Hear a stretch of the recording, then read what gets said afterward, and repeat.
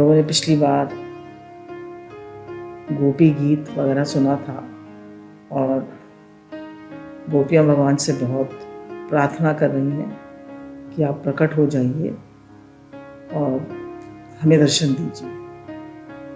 वो उनके विरह में आतुर हो रही हैं, विकल हो रही हैं कि भगवान आपने दर्शन दिए और फिर आप अदृश्य हो गए। अब हमें आपके दर्शन के बिना हम एक मिनट भी नहीं रह सकते। आपने बकासुर, अघासुर, कालियानाग सबसे हमारी रक्षा करी, अब आप हमें विरहासुर से क्यों मार रहे? आप प्रकट होइए भगवान। बहुत गोपियाँ रो रो के विरह में भगवान से प्रार्थना करें। अब आगे का प्रसंग शुरू होता है। आपके वियोग में कथामृत, नामामृत हमारी रक्षा कर रहा है। स्वर्ग का अमृत पीने से विकार वासना बढ़ती है, पुण्य का नाश होता है। नामामृत, कथामृत वासना को भस्म कर देता है, पाप का नाश कर देता है। अन्नदान और द्रव्यदान से कुछ समय के लिए शांति मिलती है। निरपेक्ष बुद्धि से ज्ञानदान करने वाला है, कथा कहने वाला ही बहुत बड़ा वीर है। यानी निरपेक्ष बुद्धि से ज्ञानदान करने वाला, कथा कहने वाला बहुत बड़ा वीर है। आपकी कथा में आनंद आता है। अब यानी लोग बड़ा द्रव्यदान करते हैं, अन्नदान करते हैं, उससे थोड़े समय तो शांति आती है, पर असली शांति ज्ञानदान और कथा अमृत और नाम अमृत से आती है। असली शांति इससे नहीं आती। प्रभु ने कहा, यदि कथा में आनंद आता है तो मुझे क्यों खोज रही हो? गोपी कहती है, अब तो कथा में भी रस नहीं आता क्योंकि आपके दर्शन की आतुरता बढ़ गई है। अब गोपी कहती है, आपके कथा में भी आनंद नहीं आता क्योंकि आपके दर्शन चाहिए। रासलीला में सन्यासिनी गोपी है, गोपी का प्रेम सन्यास है। वह कहती है, आपके लिए हमने सब कुछ छोड़ दिया। ऐसा कहकर श्री कृष्ण का कीर्तन करते करते गोपियाँ रोने लगी। गोपियाँ जो हैं, ये जो प्रसंग है, तो गोपी जो है भगवान के लिए जब उनसे मिलन की जब तड़प बढ़ जाती है, उस तड़प को ही गोपी कहते हैं। मिलने की, भगवान से मिलने की जो तड़प है, जो विरह है, जो व्याकुलता है, उसको ही गोपी कहते हैं। तो गोपियाँ जो हैं वो श्री कृष्ण कीर्तन करने लगी और रोने लगी। कृष्ण दर्शन के लिए उनके प्राण व्याकुल हो उठे। गोपी का रुदन परमात्मा से सहन नहीं हुआ और उनके प्रेम के कारण परमात्मा प्रकट हो गए। बोलिए सच्चिदानंद भगवान की जय, बोलिए रास बिहारी भगवान की जय। सखी, मैं तुमसे सच कहता हूँ, तुम्हें मेरे वियोग में जितना दुख हुआ है उसकी अपेक्षा तुम्हारे वियोग में मुझे अधिक दुख हुआ है। तुम्हारा मंडल बड़ा है। मैं अंदर बात करते हुए अपने दुख को भूलता था और मैं अकेला बैठा बैठा रोता था। मुझे प्राप्त करने वाला जीव भला फिर से संसार में कैसे डूब सकता है? मुझे तुम्हारी अपेक्षा अधिक दुख था। मैं तुम्हारे प्रेम का क्या बदला दूं? मैं तुम्हारा ऋणी हूँ, इससे अधिक क्या कहूँ? इस प्रकार श्री कृष्ण ने सखियों से बात की। इसके बाद जल विहार और थल विहार किया। ये सुनकर गोपियाँ कृतार्थ हो गईं और प्रभु ने परमानंद का दान किया। अब यहाँ से शुरू होता है। काम से क्रोध का जन्म हुआ।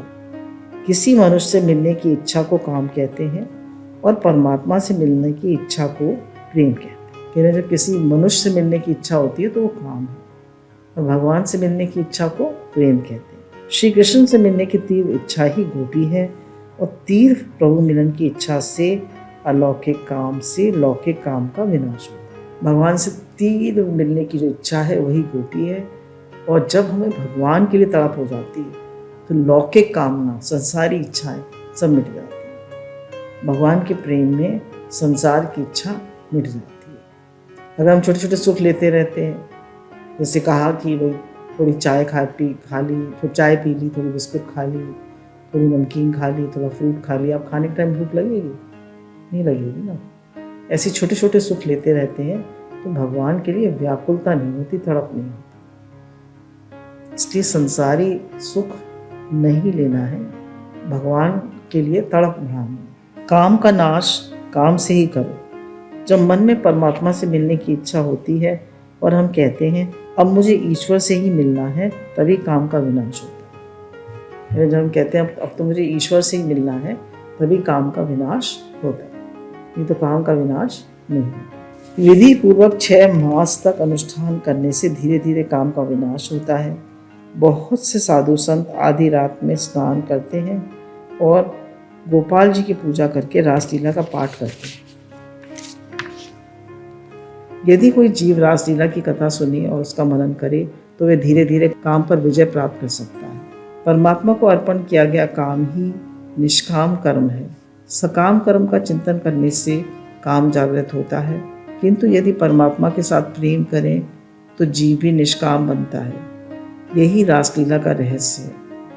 अब जो भगवान को कर्म अर्पण करते हैं वही निष्काम कर्म है, और सकाम कर्म जब हम सकाम कर्म का चिंतन करते हैं, ये खरीदेंगे, यहाँ जाएंगे, ये करेंगे, वो करेंगे, तो कह रहे हैं उसी से काम जागृत होता है। जब विषयों का चिंतन करने से विषयों में आसक्ति होती है, आसक्ति से कामना होती है, कामना पूरी नहीं होती तो क्रोध आता है। यदि परमात्मा के साथ प्रेम करें तो जीव भी निष्काम बनता है। यही रासलीला का रहस्य। कह रहे हैं परमात्मा के साथ प्रेम करें तो जीव भी निष्काम बनता है। यही रासलीला का रहस्य। हमने यहाँ रासलीला की थोड़ी कथा सुनाई। इसके बाद प्रभु ने किस प्रकार शंखचूड़, दैत्य और सुदर्शन विद्याधर को सद्गति दी, उस कथा का वर्णन है और युगल गीत का वर्णन आया। युगल गीत में गोपियाँ परमात्मा के स्वरूप का वर्णन करती हैं और उनकी एक एक लीला का वर्णन करती हैं। ये संसार माया में है। तुम यदि संसार का वर्णन करोगे तो माया मन में आएगी। संसार का वर्णन करने से जीव बिगड़ती है, मन बिगड़ता है। संसार का वर्णन करते ना, हमारा बेटा ऐसा, हमारा पोता ऐसा, हमारा घर ऐसा, फलाना ऐसा, ढिमाका ऐसा। कह रहे संसार का वर्णन करोगे तो संसार में आ सकती होगी, जीव बिगड़ेगी।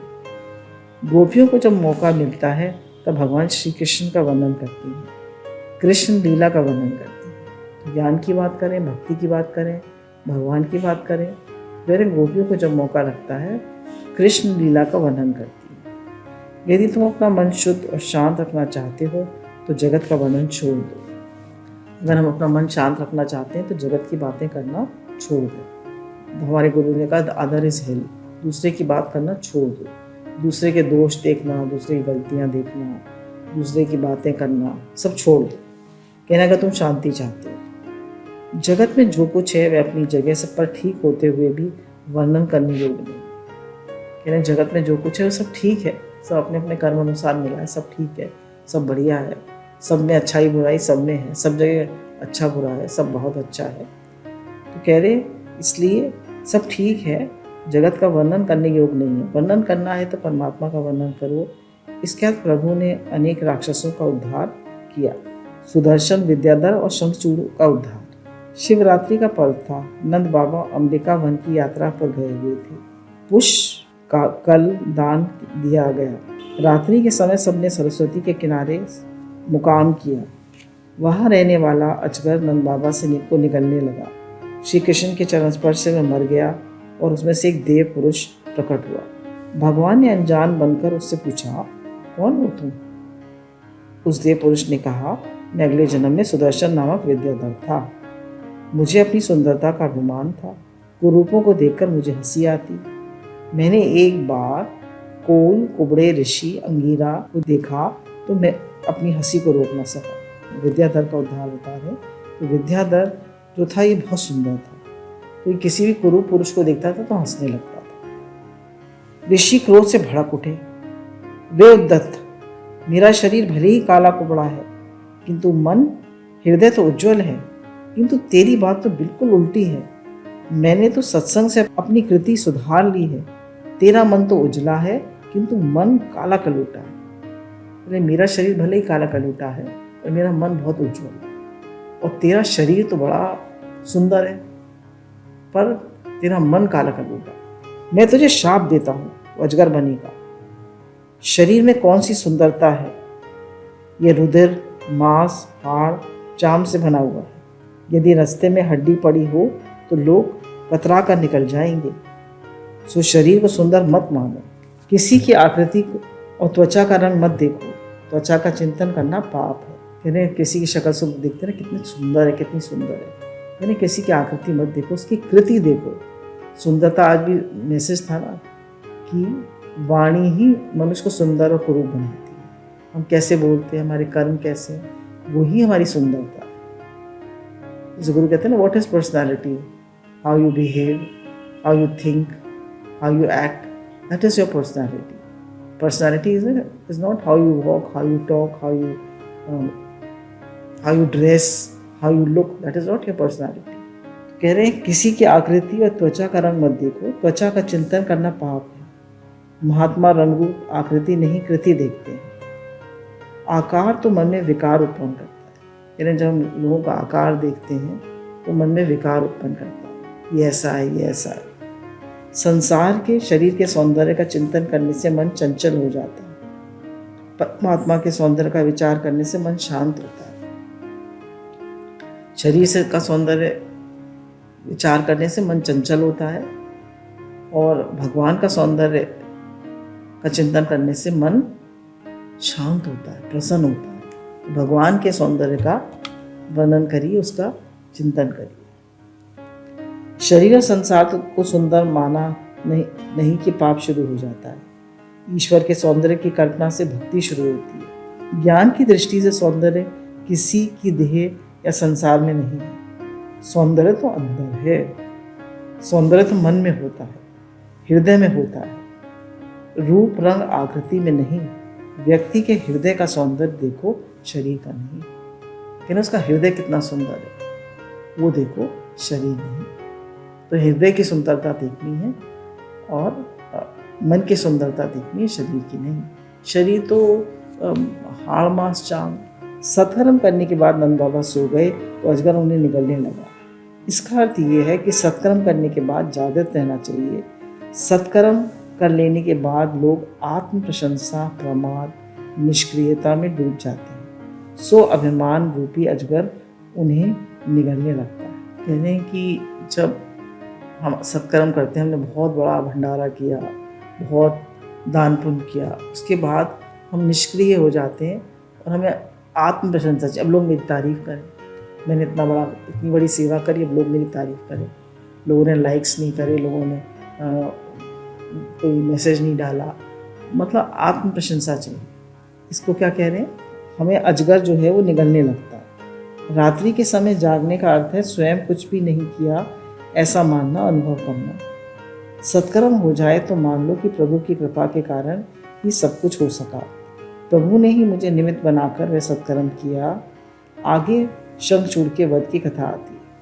कहना अगर कोई अच्छा कार्य हो जाए तो यही भाव रखो कि भगवान ने कराया, भगवान ने कराया, भगवान की कृपा से हुआ, मैंने कुछ नहीं करा, गुरु की कृपा से हुआ, मैंने कुछ नहीं किया. तो बोले तो अहंकार नहीं आएगा. नहीं तो जरा सत्कर्म करा और एकदम अहंकार आ जाता. अब ये आती है शंखचूड़ की कथा. ये विद्याधर की कथा थी, अब शंखचूड़. गोपियाँ रात्रि के समय श्री कृष्ण के साथ रासलीला करती थीं और दिवस के समय श्री कृष्ण लीला में लीन रहती थी. युगल गीत और वेणु गीत के भाव समान हैं.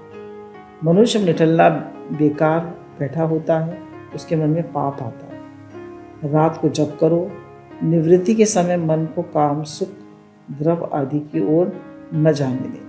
कह रहे हैं जब आप निठल्ले होते हैं तो मन में काम आता है, बेकार की बातें आती हैं. तो जब सेवा करो और जप करो. जब फ्री टाइम हो तो जप करो और जब सेवा करो तब भी मन में जप चलता है.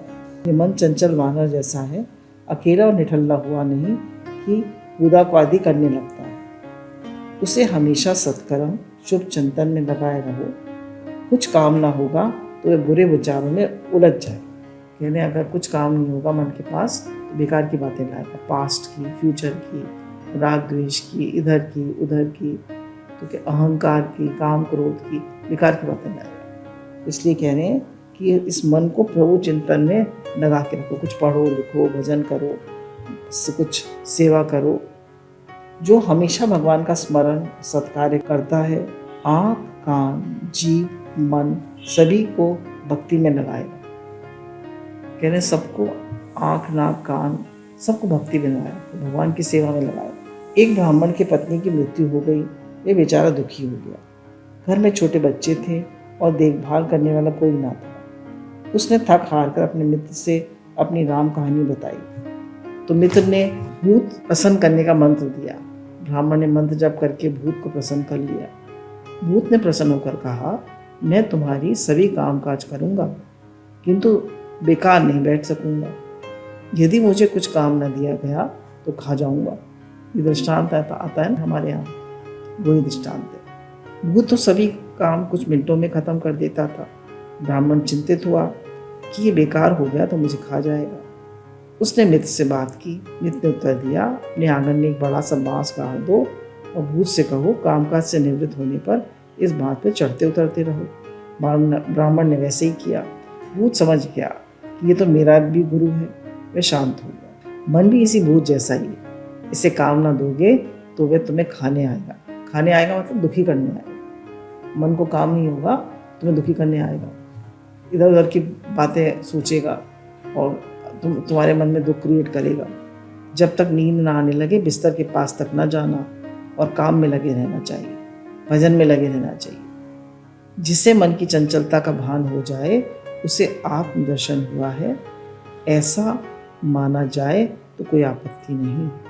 एको देवो मनः साक्षी, कह रहे हैं जिसको मन की चंचलता का भान हो जाए, जो अपने मन को एकदम देख ले, ये मन आया, देखो ये मन चंचल हुआ, इसमें राग द्वेष आए, इसमें अहंकार आया, इसमें काम क्रोध आए, बोले जो ऐसा समझ ले, देख ले तो उसे आत्म दर्शन हुआ है, ऐसा मानना तो इसमें आपत्ति नहीं। तो गुरु हम सबको ये आत्म जागृति कराते हैं और कहते हैं मन के साथ मत बहो, दूसरे के दोष मत देखो, दूसरों का चिंतन मत करो। गोपियाँ सारा दिन घर का काम काज करती और रात को इकट्ठी होकर कृष्ण लीला का चिंतन करती थी, कीर्तन करती थी। ध्यान अकेले किया जाए, किंतु कीर्तन तो सारे घर के लोग मिलकर करें। लोग घर को तो स्वच्छ रखते हैं, किंतु मन की ओर ध्यान नहीं देते। रात को सोने से पहले घर के सभी छोटे बड़े एक साथ बैठकर भजन कीर्तन करें तो बड़ा अच्छा है, घर पवित्र हो जाएगा। कथा कीर्तन भक्ति है। कीर्तन के 3 प्रकार हैं, नाम संकीर्तन, गुण संकीर्तन और लीला कीर्तन। घर में हर दिन संकीर्तन होना चाहिए। अरे सखी, मेरा कन्हैया तो कई तरह से बांसुरी बजाता है। जब वह दाहिने गाल की ओर रखकर बांसुरी बजाता है तब गोपियाँ तन्मय हो जाती हैं। आकाश की ओर दृष्टि करके बजाता है तब पाताल की नाग कन्याएं डोल उठती हैं। दिवस में कृष्ण लीला का वर्णन और कीर्तन करके गोपियाँ ब्रह्म संबंध बनाए रखती हैं। ब्रह्म संबंध को सतत बनाए रखने के लिए प्रयत्न किया जाए।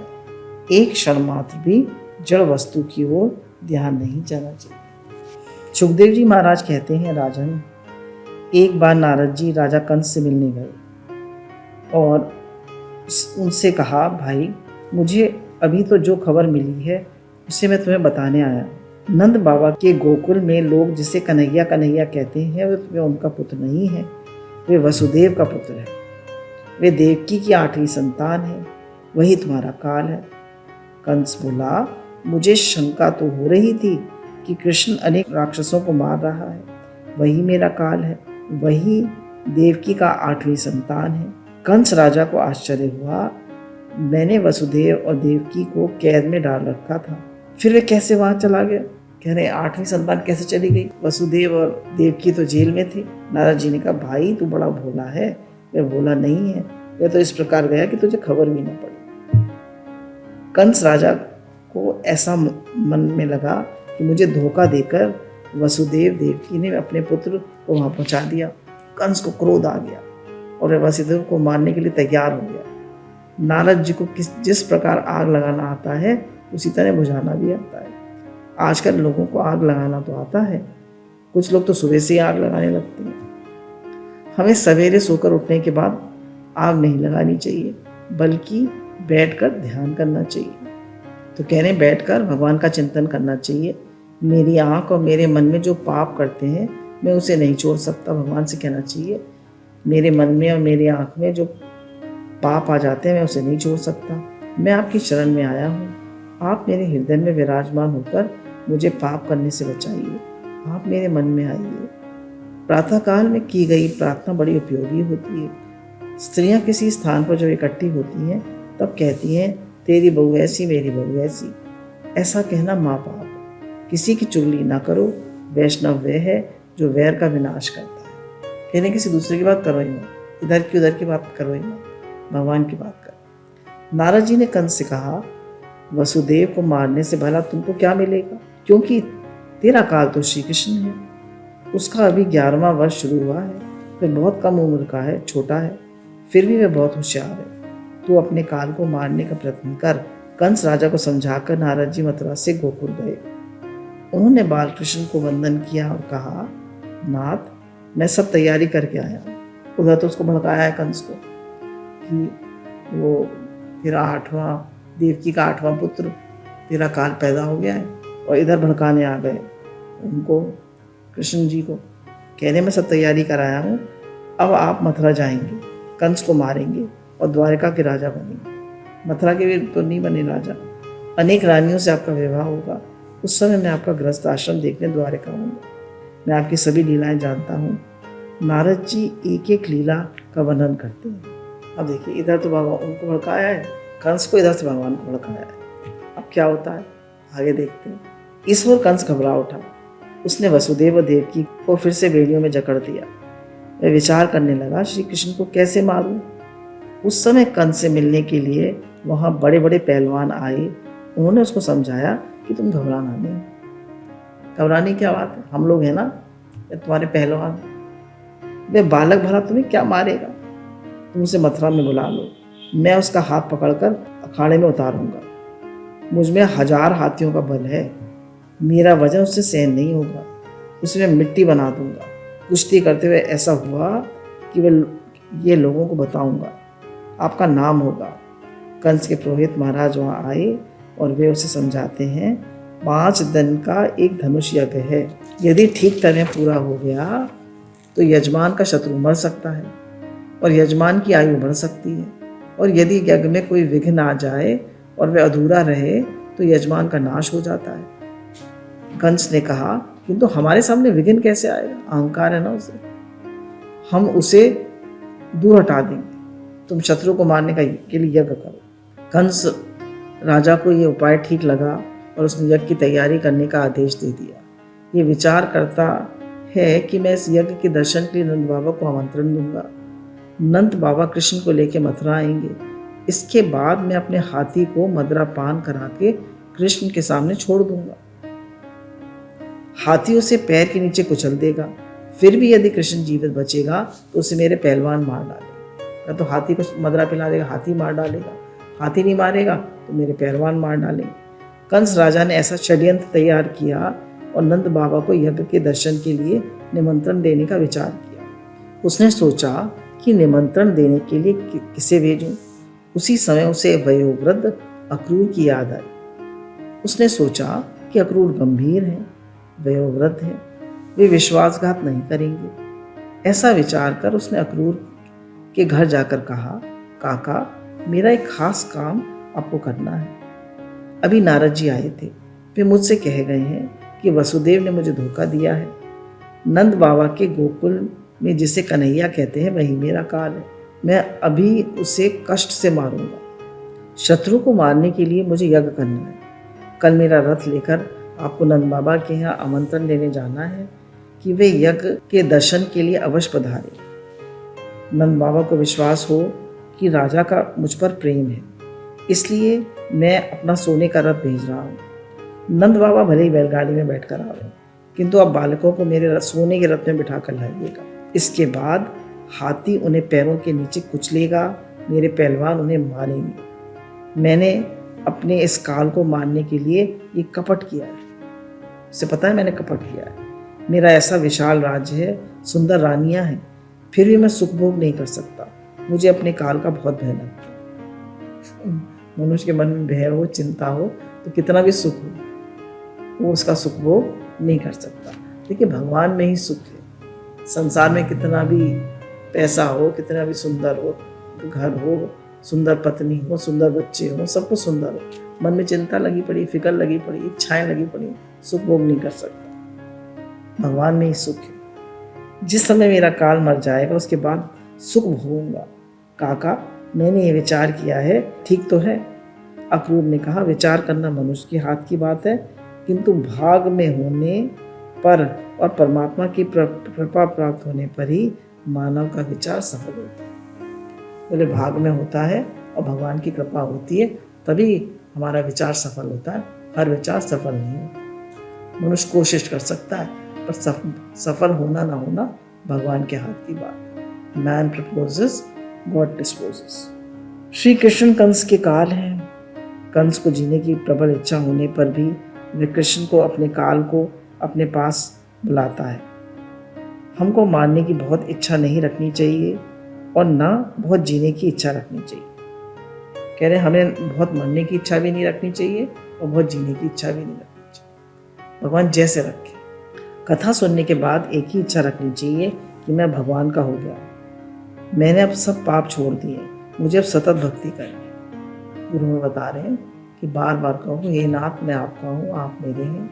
हे नाथ मैं आपको भूलूं नहीं और सतत भक्ति करो, नाम जप करो, भगवान को याद करो, भगवान की तरफ दृष्टि रखो और जानो कि घर भगवान का है, हम भगवान के।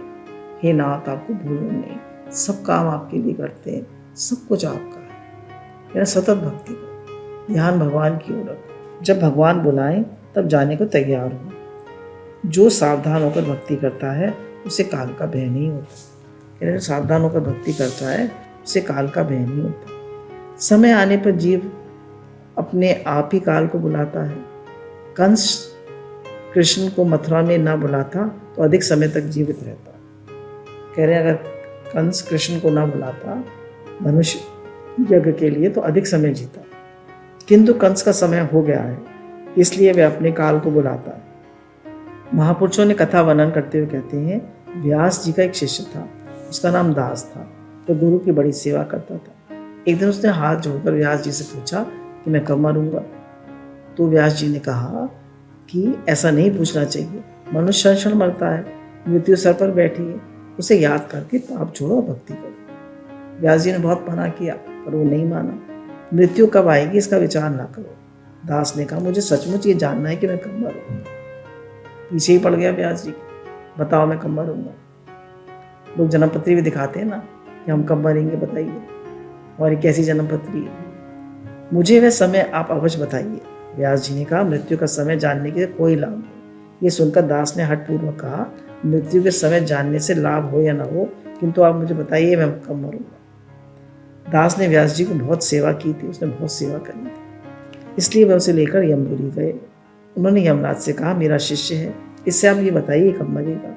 यमराज ने कहा, मैं नहीं जानता, मेरे मंत्री मृत्युदेव जानते होंगे। यमराज जी, व्यास जी, दास मृत्युदेव के घर गए। मृत्युदेव ने कहा, महाराज विधाता ने इसके कपाल पे क्या लिखा है इसकी मुझे जानकारी नहीं, मुझे तो अब आदेश मिला है तब पकड़ने के लिए जाना पड़ता है। कोई कब मरेगा इसकी कोई खबर नहीं होती, विधाता जाने। तो कौन कौन इकट्ठे हो गए? यमराज, व्यास जी और मृत्युदेव, ये सब लोग इकट्ठे हो गए। तो मृत्युदेव ने कहा, मुझे भी खबर नहीं है कौन कब किसकी मृत्यु आई है, तो जैसे भगवान की खबर आती है वैसे मृत्यु आ जाती है। सबने मृत्युदेव से कहा, चलो हम विधाता के पास चलते हैं। तो व्यास जी और उनका शिष्य और मृत्युदेव और यमराज सब विधाता के पास पहुंचे। तुम यदि साथ रहोगे तो काम जल्दी होगा।